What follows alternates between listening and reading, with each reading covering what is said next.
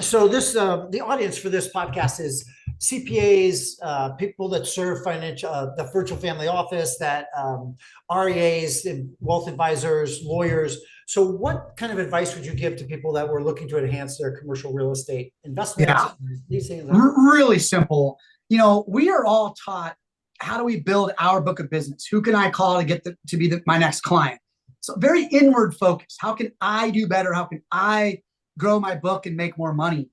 And I would argue and open that what's really important, and certainly has been very valuable in my career, is when I turned the lens around and started looking outward, saying, how can I support those around me?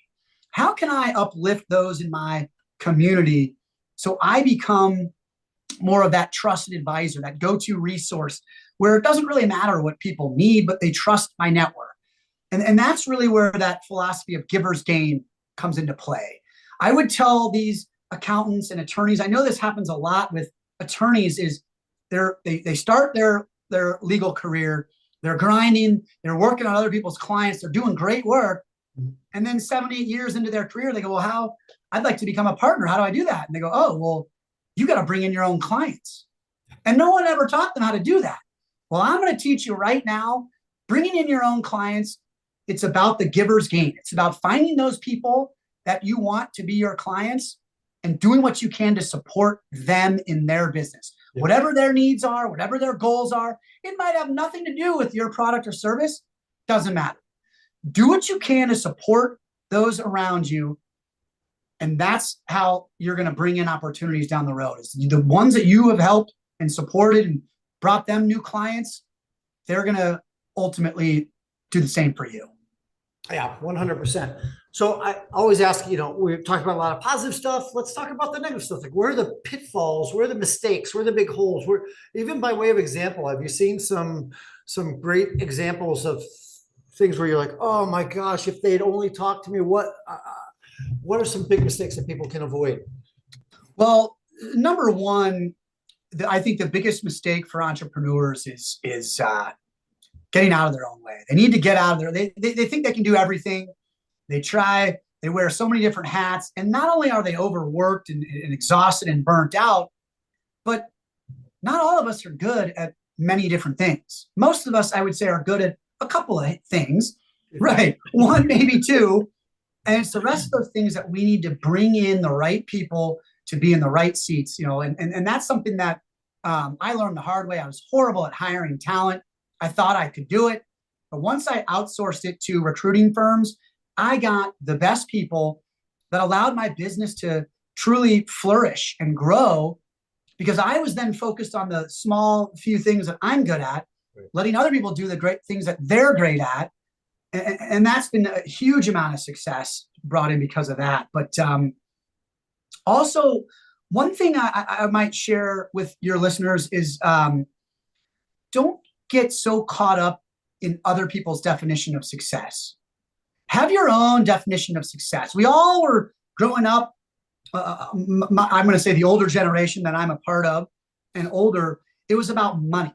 That was your definition of success, is, keeping up with the Joneses, getting a bigger house than the next, and having more money. And money is important, right? To be able to allow you to do some of the things that you want to be able to do. But I think what would be valuable for people listening to this is coming up with your own definition of success and striving to meet that, rather than the traditional definition, which is achieve as much as you can and make as much money as you can. There's values to some of those things, and that can be helpful. But what's important to someone like me is being able to spend quality time with my family, my wife and children, my parents, my brothers and sister-in-laws and their children. That's what's important to me. So I try to structure a lifestyle that's not all about work. And part of my lifestyle is, one of my core values, I've got family, community, fun. I did this exercise with my therapist a few years ago. And we identified that fun is a pretty huge core value of mine. Yeah. So what I've been able to do is take this into my work and translate fun into growing my business. Bringing these clients and prospects to these fun events. That's why you're on the boats killing all two the birds time. with one stone. I get to build my business while having fun. Yeah. And I'm very grateful and thankful that I can do that. But so can anyone else. Anyone else can do that as well. It's just really bringing it back to have your own definition of success and strive for that, not other people's definition of success. Yeah. I mean, how often do you see somebody, yeah, he makes a lot of money, he's driving a super fancy car, he's in the worst health possible, or, you know, his terrible relationship with his kids, or, you know, or mentally, he just can't do it. Like he's at the end of it, like you got to have the balance all around, or what's the life worth living for, right? I mean, exactly. I mean, I don't want to pick on attorneys, but they have a very high rate of dissatisfaction with their profession. Why is that? Well, the model is work as hard as you can for as long as you can to get to partner, and that's when you've made it. I would challenge that, right? I mean, yes, we all want to be successful, but just what does success mean to you? Go for that. You know, spending time with your family. I think most people would say on their deathbeds, boy, I spent way too much time with my family. I should have spent more time in the office, right? Yeah. Nobody says that. Nobody. It's the opposite. They said, boy, why was I working so hard when I could have been at my kids' games and recitals and gone on a date night with my wife more often? I mean, that's what I don't want to generalize. That's what I care about. That's what's important to me. And I try to live that now before, you know, and it's not just being in bad health.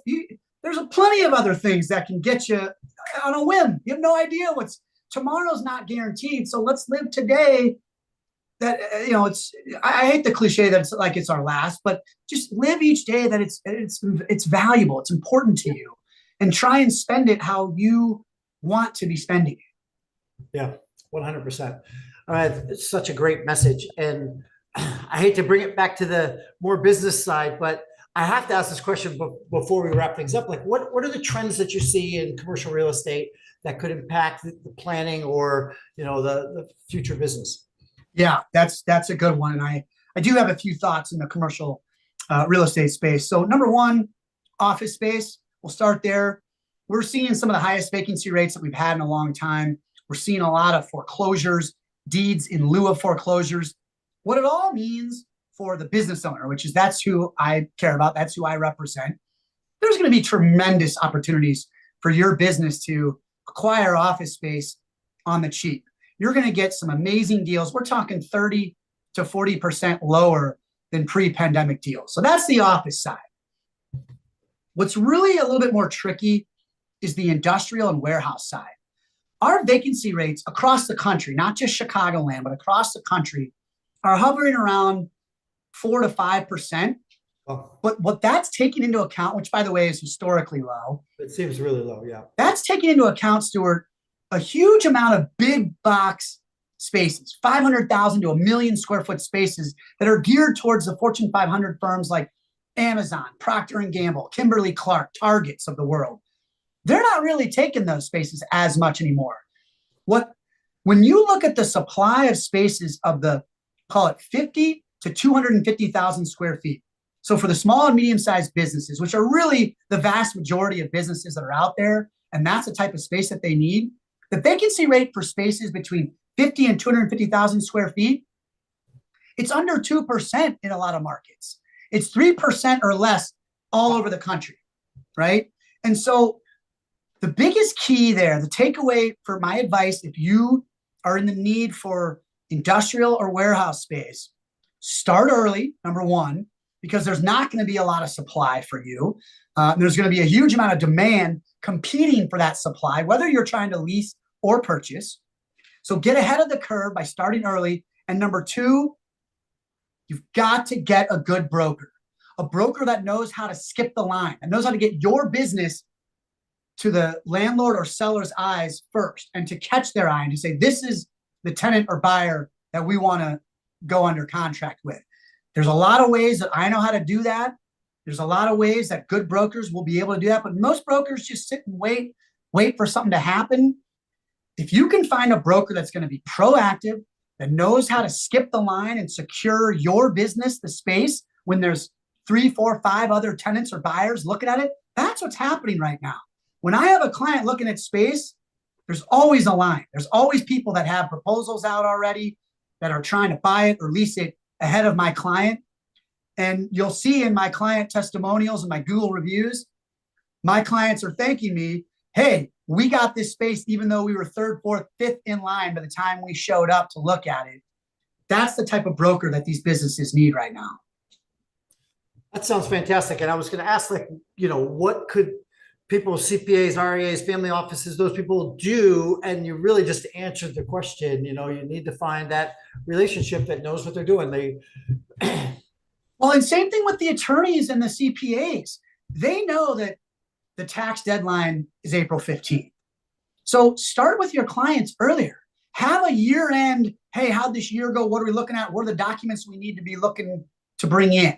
There's CPAs can very easily get ahead of things. So you're not scrambling 2 days before the deadline to get things in order. I hate that. I want to be ahead of the game. I want to be ahead of the curve and, not be in a rush. Same thing with attorneys. It can be anything from litigators to trust and estate attorneys to the real estate attorneys. It doesn't matter.